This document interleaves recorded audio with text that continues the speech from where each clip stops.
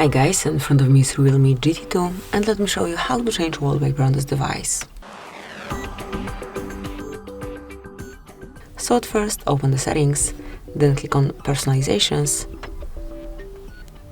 and actually you have to agree with all the statement of usage, and here click on wallpapers.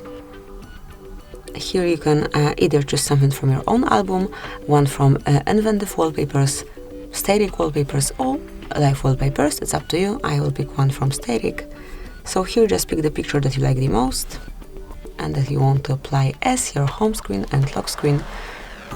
Here you can check how each picture looks on your screen and then tap on apply.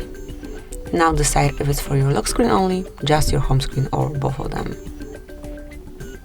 And that's it. As you can see, from now on you've got both lock and home screen personalized, and this picture that you chose is applied. So that's it. That will be all. Thank you for watching. Please subscribe our channel and leave the thumbs up.